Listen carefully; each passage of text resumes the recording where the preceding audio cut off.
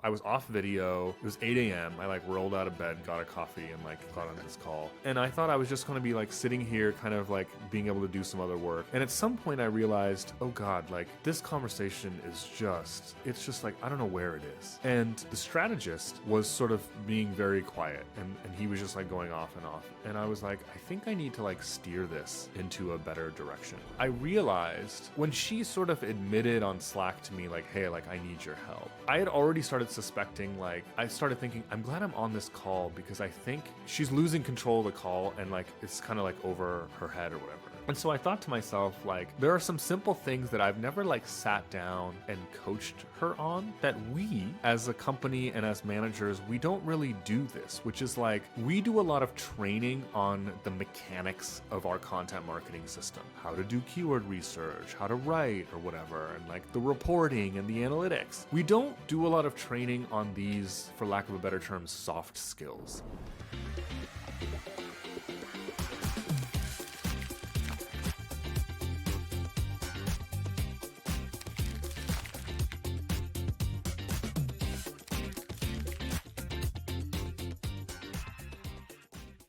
Okay, Benji, I called you onto this recording with you having no idea what I want to talk about, or only a vague idea of what I want to talk about. Is that correct? That is correct. Yeah, I have no clue. Also, it was your birthday yesterday. Is that correct? That is correct. So, I'm going to tell you the story of what happened this morning on a call that led me to want to have this discussion about some operational issues, challenges, I don't know how to phrase it, operational stuff related to doubling our agency. So we were on a nice 8 a.m. Pacific, our time, content interview.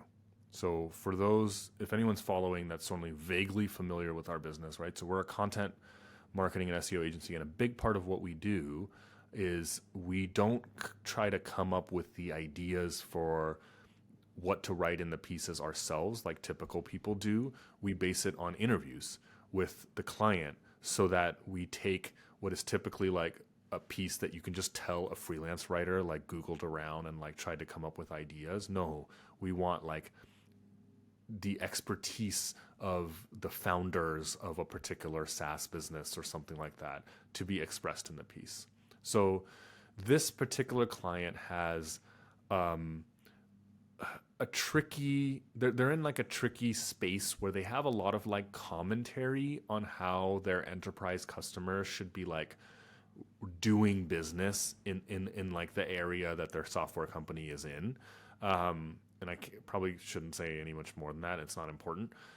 And so the pieces are tricky, and we have talked about it in a previous episode, but this client's had some stuff with needing to rewrite pieces or whatever. So I'm on this content interview, and it's amazing. The client shows up ridiculously prepared. You could argue almost overly prepared, where they have this huge Google Doc full of all these thoughts, and they're just going through it. And this particular guy, he tends to sort of think about things very academically. So he's talking about just this business theory about this topic and all this stuff. And I'm whoa, what is going on? And I thought, now talking about the dynamics of the operation of the business, I thought I was sort of just kind of going to be sitting off. I was off video. It was 8 a.m. I rolled out of bed, got a coffee, and got on this call. And I thought I was just going to be sitting here kind of being able to do some other work. And at some point I realized, oh God, this conversation is just it's just I don't know where it is. And the strategist was sort of being very quiet and he was just going off and off. And I was like, I think I need to steer this into a better direction. So I started taking over and being hold on. And I interrupted the client and I was like, let me just level set. And I did stuff that I haven't really thought much about. It was just kind of turning it into a normal conversation that you and I do when we talk to clients in kickoff calls, in sales calls, whatever. Just being is this what you mean? Let me play devil's advocate, and just bringing the conversation back to earth from this 30,000 foot academic place that he was taking it, and just getting to the questions and topics that we would need to write. And at some point in that process, the strategist slacked me like, hey, like, I'm going to need you. I don't understand what he's talking about or what's going on. So like, I kind of need you to like start asking questions or whatever. And I could feel that. And so I'd already started asking those questions. And as this was happening or right after, I realized when she sort of admitted on Slack to me, like, hey, like, I need your help, I had already started suspecting, like, oh, I started thinking, I'm glad I'm on this call because I think this is just kind of, she's losing control of the call and like, it's kind of like over her head or whatever. And the thing is, like, this is an experienced strategist. I mean, this must be her like 8th account or something like this. She's been with us for like years. And so I thought to myself, like, you know, there are some simple things that I've never like sat down and coached her on that we as a company and as managers, we don't really do this, which is like, we do a lot of training on the mechanics of our content marketing system, how to do keyword research, how to write or whatever, and like the reporting and the analytics. We don't do a lot of training on these, for lack of a better term, soft skills, like managing a client call, like what to do when the client just goes off in some direction and you're lost. Like, what the heck are they talking about? And so I had two thoughts of like, one, oh God, do we need to do this? And then I immediately started thinking, well, how would I even, like, this happens to be one of her weaknesses. It's not, but then some other strategists may have other weaknesses. And the thought that came to my mind is, well, there was several. One, if we're really going to double our agency, so like that was in my mind because we're doing this video series and all this, then I'm like, this, I can step in now. If we had double the clients and double these kind of problems, at some point, like, I can't step in. And this is like the typical thing that everyone talks about with scaling the business of like, you need to eventually have the systems to take over because it can't be a business where the owner founder type just like steps in and solves all the problems. And so a part of me was like, well, on the one hand, I also just could have not been there. Like, she probably could have just figured it out. And how many, most, just for sake of completeness, it is actually extremely rare that you and I are on even a single content interview. Me being on this was something that I feel like hasn't happened for like 2 years. Content interviews, strategists handle themselves.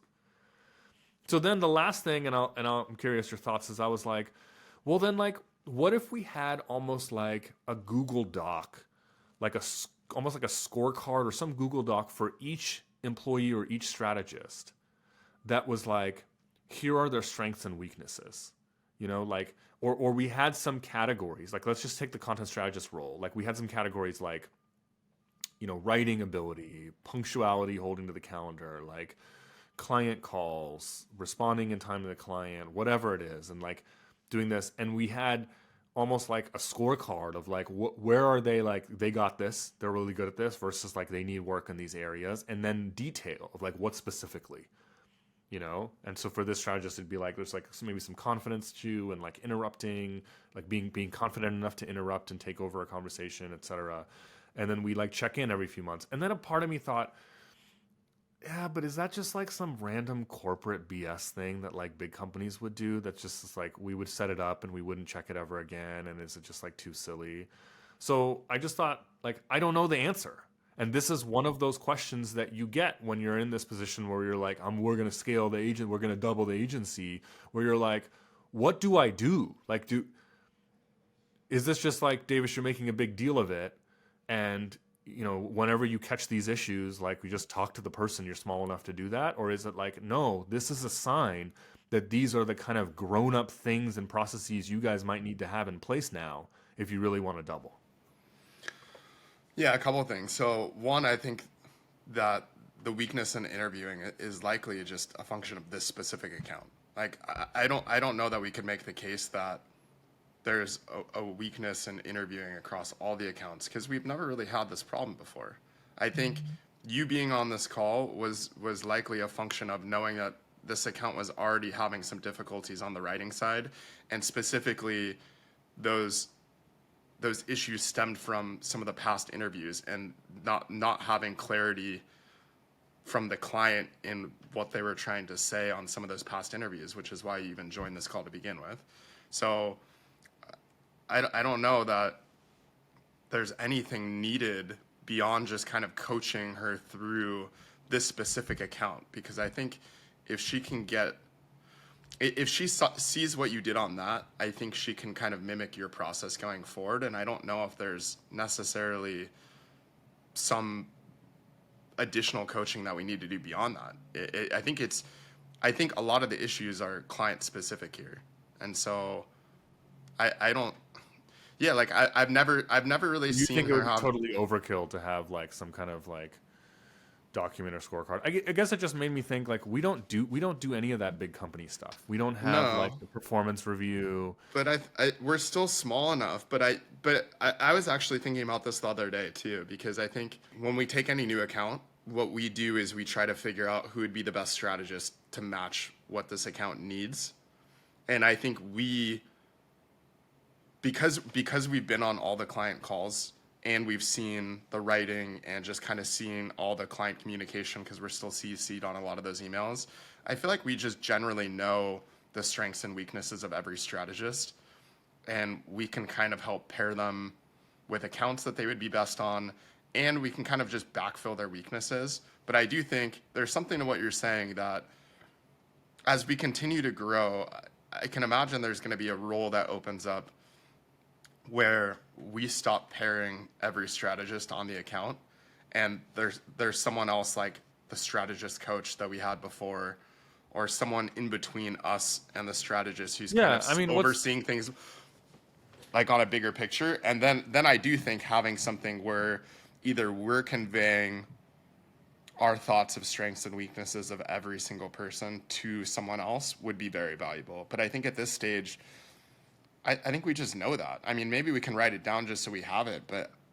I don't necessarily know that we need to create some new process around this, at least at yeah, this I mean, point. my gut also was like, don't do this kind of extra busy work unless you absolutely really need it. And so it's not like I did that, but a couple things. Number one, yeah, what you're saying at the end is where my mind's going. Is the word doubling is, I guess, making me stress about all of these issues more, because I just think, okay, imagine if we had double the strategists and double the number of these problem accounts. Like, doesn't everything double?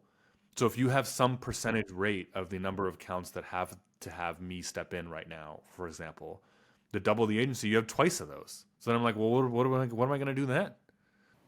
Yeah, I mean, I'm just always been of the mindset that don't create process around something unless something's broken. No, I Because think in the end, I agree with you. Like, I think your answer, I think from what you just said, would probably be to my question would be like, yeah, and when that happens, and when you find it's like breaking, we'll deal with it at that point.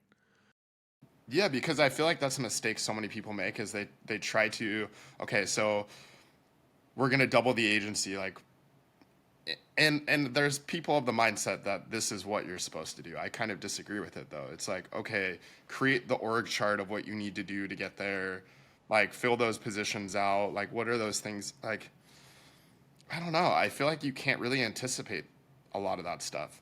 Like there's definitely going to be gaps in what we can do, and we're gonna need someone.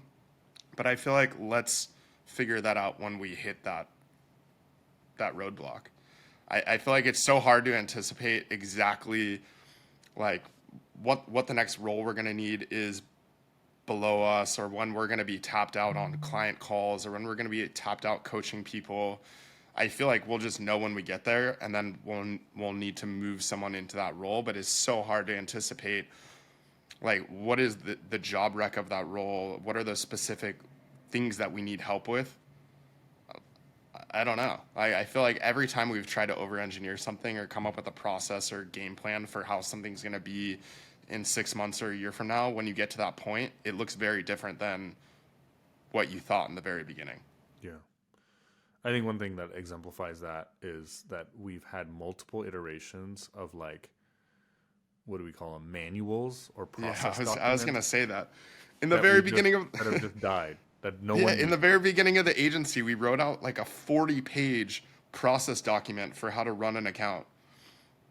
And yeah, maybe that process worked when we had 3 accounts, but we quickly outgrew that. And just as you learn, a lot of the process changes because you get better at it, or we completely change our strategy or something like that. And so this whole process doc becomes obsolete, and people didn't really use it. So like I feel like once now we could probably create something because I feel like our process is really set in stone. But at the beginning, we were like 6 months or a year into the business trying to create a process document for how to run an agency and run every single account. And we didn't have the experience that we have now, and we didn't have the set process that we have now. So No, we have a process document now, even the one that Daniel created, and we still, I don't know. still We could survey the team. I think some sure. people kind of use it, but I feel like largely we don't. Well, maybe that's a function of not having a new strategist that we've trained into that role in a while. I think maybe now that we have some people that are now going to step into the strategist role, those documents get used a lot more. But I feel like a majority of the training and coaching happens from shadowing us, and I feel like that's the best way to learn, or shadowing other strategists, like people conveying their knowledge to other people. It's not like the written manual. Sure, it's good as a reference point. I feel like those have a lot of the answers in there. If you need an answer quickly, you can go find it in there. But I feel like a lot of the soft skill building and just their expertise comes just from doing it over and over again, or seeing us communicate with clients, or seeing how we email people, or seeing how we report on something, or watching their peers do the same thing. And that's where a lot of the learning comes from, because I feel like it's hard to convey how to handle various situations in a document. There's so many random interactions that you have with clients and things that maybe haven't come up before, they haven't dealt with. And I think just understanding our principles and values and how we've handled situations in the past, I think prepare them for how to do things in the future, much more than reading some document on, I don't know, whatever it is. Yeah, I mean, this is something that I can't decide whether it's something that I was going to say, like, drives me crazy, or also just, like, gives me anxiety that I'm making a mistake. This whole, like, document your processes, it's like this huge, thing that people say. There's, like, books written on it. I read that book. I probably have it over here. Oh, yeah, Work the System by Sam Carpenter. You read this book about this guy who, like, he owned or bought this some like call center in like rural Oregon, and he like basically ran it into the ground. I remember you told me about that. Yeah. Yeah, he runs it into the ground. He's like lying. Sometimes I don't know whether these books are just fictionalized, but for whatever, like within it is that like at some point he's like literally like sleeping in the floor because he has no money. He has in massive debt. No banks will loan him anything more. He doesn't have a place. He just lives in the like office, the call center, and he's like, I'm just done. Like I don't know what to do. Like my life is over. I'm like in debt. All this. I'm gonna have to go bankrupt and all this, and it like dawns on him that the entire world works in a series of systems. And he's like, oh, and he creates his first system of how to cash a check. And it's like a written document. And he hands it to someone in the organization. And he was like, and I never had to deposit checks at the bank ever again. And I realized, oh my God, like now that time I get back. And so then he documents another process. And the idea is like now, there are some various like classic like business book cliches. He'll be like, I'm like, as I'm writing this, I'm at some like ski resort in Aspen. I'm probably getting the details wrong, but it's something like this. And like, you know, and I am skiing on a Tuesday, and I just check in with the team on a 4-hour call like every week. It's very like 4-hour work weeky or whatever. So they paint that picture, and has this like kind of cult following, but there's like multiple things. Even that whole E-myth, right? The E-myth, that whole thing is like, that, you know, people work in the business versus on the business, and you need to document and process everything. And everyone's like, this is why McDonald's can franchise. So I can't decide whether I'm like, this is dumb. Like they're talking about businesses that like a call center, it's like a business or a McDonald's. It's a business where employees are just asked to follow the exact process one step at another. So it makes sense to process it. And you can't extrapolate that advice to a marketing agency doing like, you know, strategy level things where like there's like weird situations that arise. Like how are you're gonna create a Google Doc for every random thing that a client could possibly say on a call with us. Like, it doesn't seem realistic. I can't decide if that is the right thinking of just like, this doesn't apply, and people on Twitter or whatever, like, people take this thing that worked for them and they like overgeneralize it to like everybody should be doing this. There's like kind of that ethos. Or am I the idiot? And actually, like, we should be documenting this, that at 7, 8 years into this, I should not be stepping into a client interview call and like dealing with this problem. This is probably something I'm gonna say in every video because I've already said this, but like it's a word. Yeah, I mean, I don't know the right answer to that. I mean, yeah, maybe we're making a mistake by not document everything. I just don't think that's our problem right now. Speaking of books, another book that I read a long time ago, maybe like 10 years ago, The Goal. Have you ever read that book? I think you told me about it. Eliyahu Goldratt or something like that.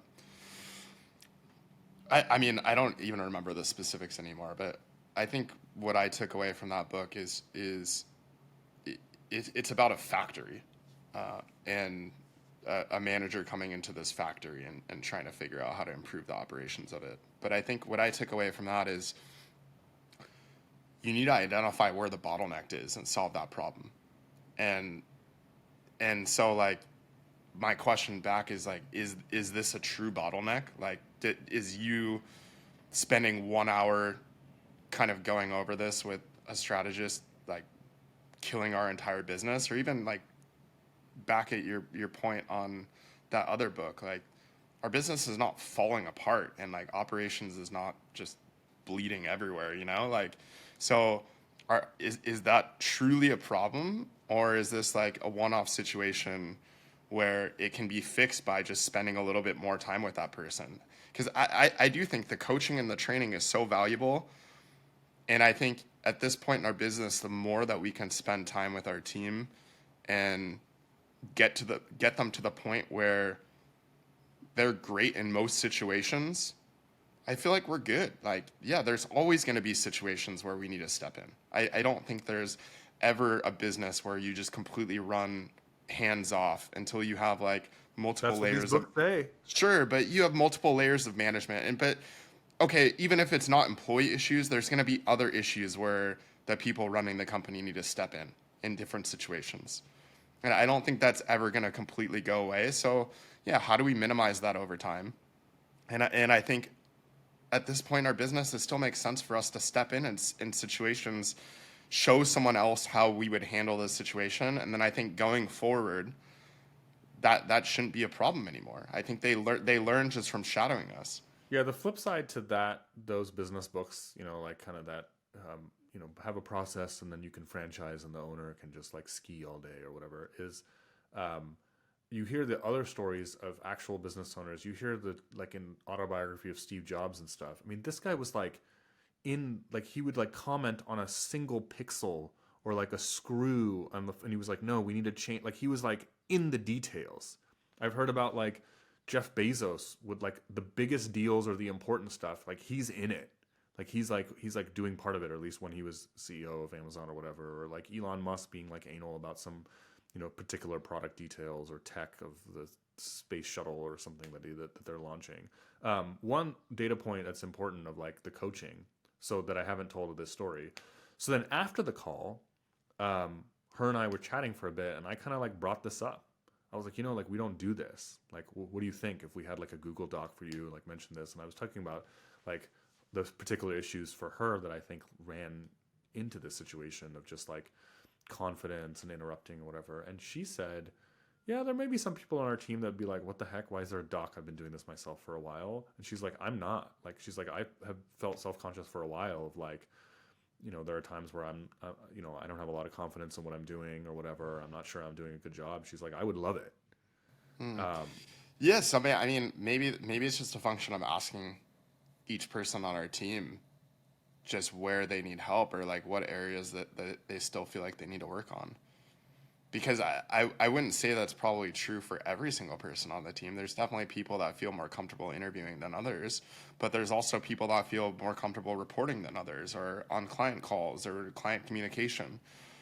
So maybe it's just going back to like your document identifying strengths and weaknesses. I I mean, don't know. I'm with you, and like I'm also really resistant to over process stuff because I was totally years ago when we created these like Google Docs. We even use that software Guru, which is supposed to like be like all these little, what do they call it, Knowledge cards. base. Yeah. Yeah, where we have like how what to do in this situation. You can like more easily like search and find it because I thought it was maybe like a, I don't know, some like UX logistics issue that people weren't using like the Google Docs manual. And I was like, okay, Guru, you can just, there's like a Slack integration, and if anyone had a question, we could be like, here's the Guru card for how to do this in GA or something like that. And then we paid a bunch of money to Guru, and like eventually no one used it ever. This has happened at every single company I've been at. Like the first job that I Really? had, Even bigger ones? yeah, we had, okay, it was like 100+ person, $100 million company, and we had a knowledge base that was built internally. And there had to be training teams that would just like tell employees, go look here. Like no one wanted to use it.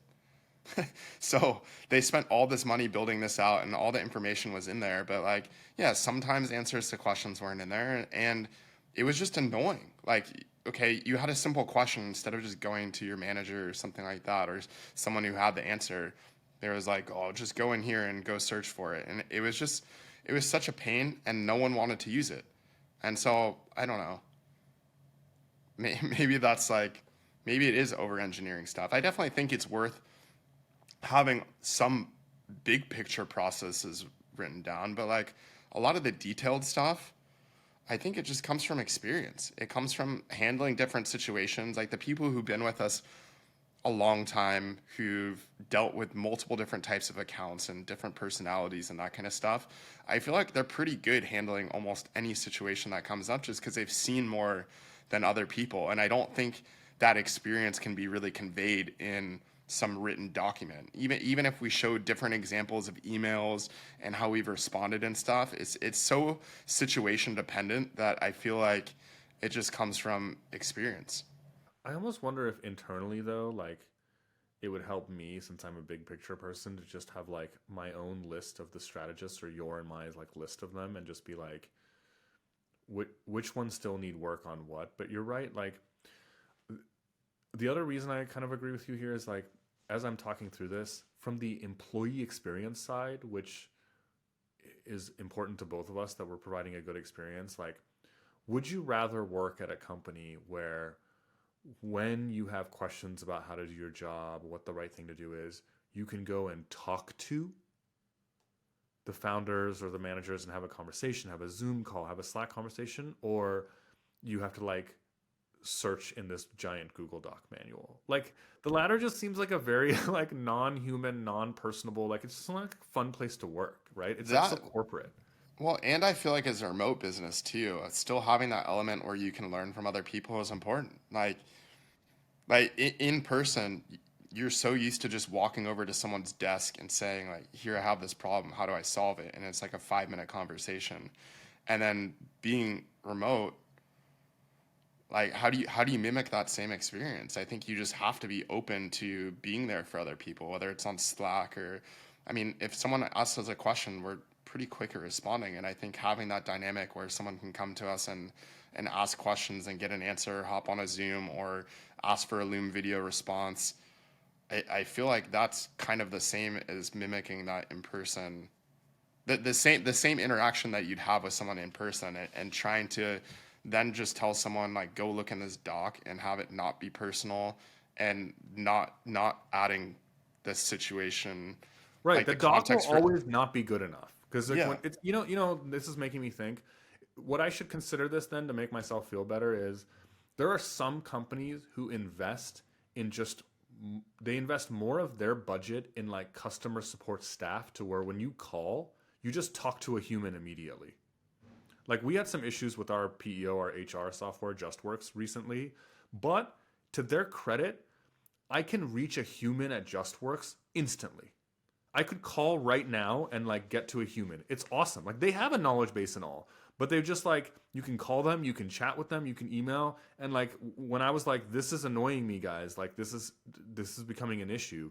Multiple people hopped into the thread and were like we're taking care of this or whatever. And so that's just a better customer experience And so I wonder if that's how I should view this. Like, we as an organization are going to, we're not going to do that call center like a series of big process documents. That's not how it runs. And we're going to invest whatever it is, whether it's right now your and my time, and then later maybe it's like an employee, so it's like salary that we have to invest, but we are investing in like a human to human way of training. Yes, there's documentation for the mechanics of like, like the GA report or whatever. Sure, you can document that. Like, go here, click this to do this attribution report or something like that or whatever, right? And we Yeah, have that. we have documents like how to Yeah. send an invoice. Like there's just like things that don't really change that and that aren't situation dependent. It's going to stay the same all the time that we have documents for.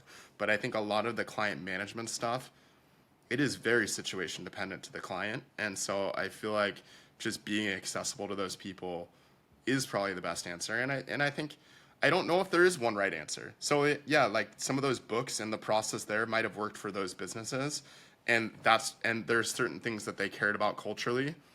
I think we just have a different way that we want to run our business and interact with people, and set a different culture. And I think that's important for us to choose what makes sense for our own business versus trying to copy some best practice that some other business use, because maybe they just don't have the same principles. Maybe they do want to completely remove themselves at that stage. There's different factors that weigh into the decisions that they made. Yeah. I think the other analogy is the other big picture thing that I think is, be careful applying business advice from businesses that are not the same as yours in whatever aspect. And I think that applies here. Like, that story was of a call center. Your story was of a factory, right? The E-Myth thing, wasn't it of like a bakery or something like this? And I read another little like story-based book thing about process that was like, that one actually was a creative agency, but then they turned it into like a logo, only logos. But I don't know if like, if you take something that's like a really hard thinking type business like McKinsey, do their consultants, are they trained by like a document?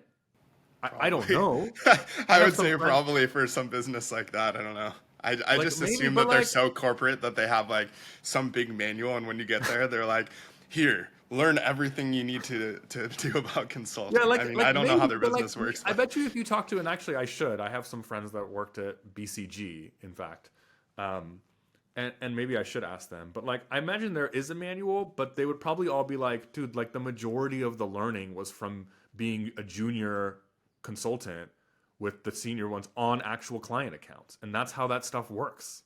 yeah, And if so I that's if I just think back to like me learning in my career, just at every job that I've had, it's been coached by someone else. Yeah, sure, taking courses and stuff here and there, but it's really been someone spending the time with you to teach you how to do something, and then you applying the learnings and then adjusting from there. It's always been from getting the actual experience. It's never been from, I don't know, like reading a book or doing anything like that.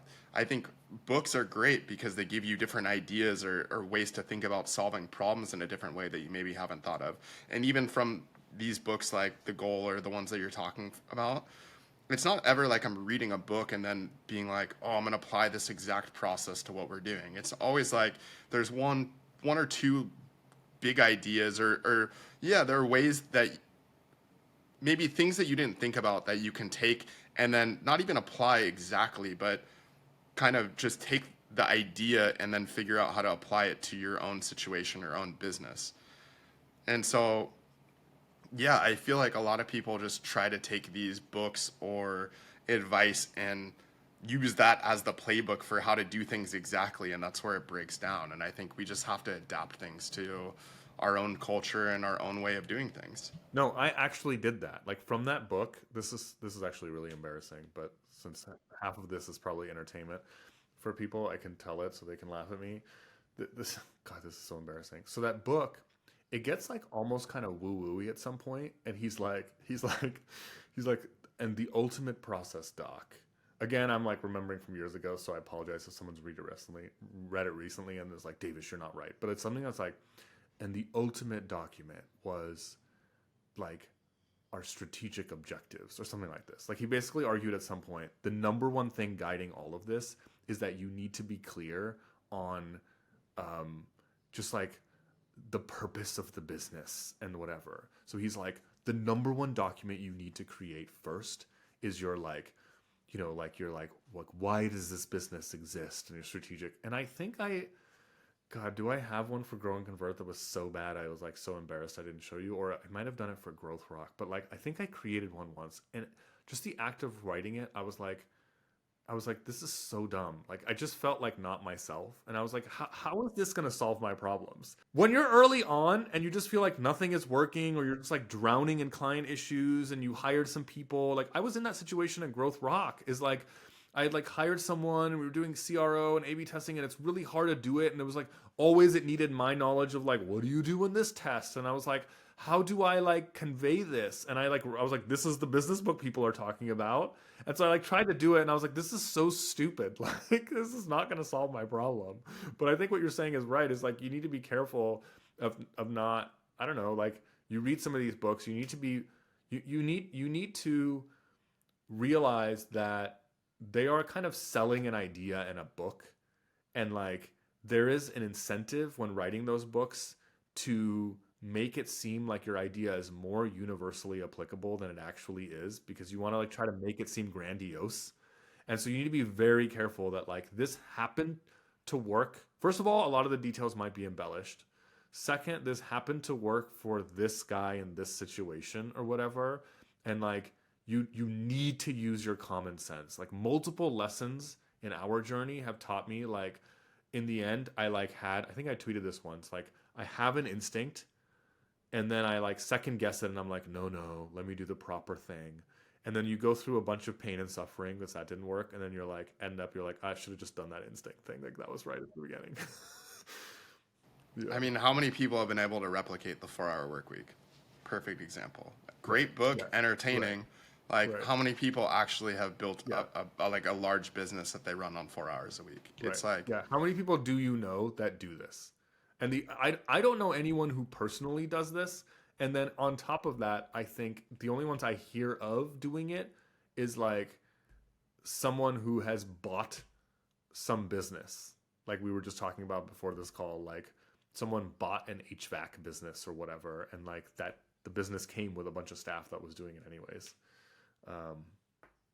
Anyways, all right, that helps. I've definitely had a lot of anxiety about this morning, but hopefully it can help other people that are also like, should I formalize things? I mean, it's a discussion that I think we'll probably just keep having. Yeah, I agree. Well, it's always funny. I think these conversations are just like the things in the back of your head that you often don't get to voice are just like, how do I deal with a specific situation? So hopefully it's interesting to other people. If you like this video, don't forget to subscribe. You can also get the audio-only versions of these shows wherever you get your podcasts. And you can follow us at growandconvert.com/newsletter for any articles and updates for when these videos come out.